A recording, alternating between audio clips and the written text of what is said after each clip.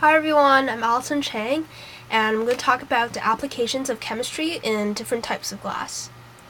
So, some background information. Glass is a hard, brittle, and transparent substance. Its main ingredient is silicon dioxide, also known as sand. So in our everyday lives, we see a lot of glass. In stained glass, broken glass, mirrors, glass bottles, and of course, windows. In Chapter 4 of our chemistry course, we learn about the structures and properties of substances. Glass is an amorphous solid, which means it's non-crystalline. It has no organized structure within itself. It is also isotropic, which means that its properties are uniform in all directions. The basic chemical formula for glass consists of sodium oxides, calcium oxides, and silicon dioxides.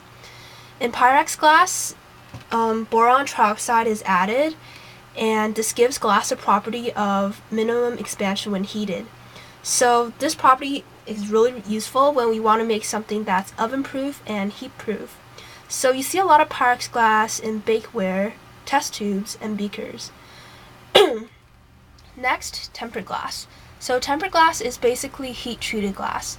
So by treating normal glass under high temperatures, it creates a compressive force on the glass surface. So any flaws on the surface are pressed tightly shut. This gives it the property of great physical strength. Therefore, tempered glass is often used in windows and the glass trays of your refrigerators. In Chapter 7, we learn about reversible reactions and chemical equilibriums. So I'm going to talk about chemical equilibrium in photochromic lens. So these are photochromic lenses. They turn dark when under sunlight, and they go back to being transparent under normal light conditions.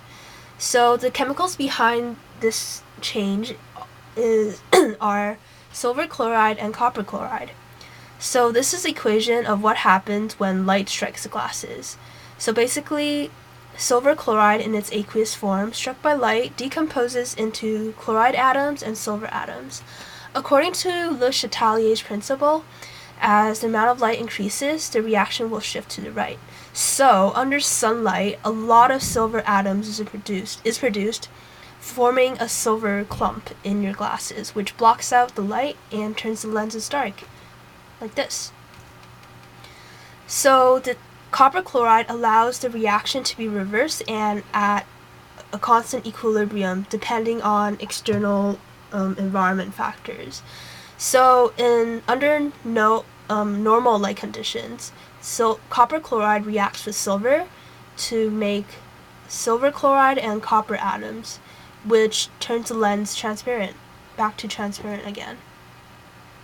So in Chapter 10, we learn about oxidation and reduction reactions. So I'm also going to use photochromic lenses as an example. So when the lenses go from transparent to dark, we have the equation of the net ionic equation for the splitting of silver chloride. So basically, silver ions and chloride ions react and turn into silver and chloride atoms. So this equation can be split into two half reaction equations. The first one being chloride ions. They're oxidized and they turn into chloride atoms and an electron. So chloride ions is a reducing agent. In the second half reaction, silver atoms are reduced because they gain the electron that the chloride ion lost, and they are reduced into silver atoms. So silver ions are the oxidizing agent. When the lens go from dark to transparent, it has to do with copper chloride. So copper ions with a +1 charge are oxidized into copper ions with a +2 charge and an electron, which making it a reducing agent. Chloride atoms are reduced because they gain an electron, and they turn into chloride ions, which makes chloride an oxidizing agent. So the chloride ions in the second half reaction and the silver ions in the previous half reactions combine and make silver chloride, which turns the lens transparent. Thank you for listening to my video. Hope you learned a lot.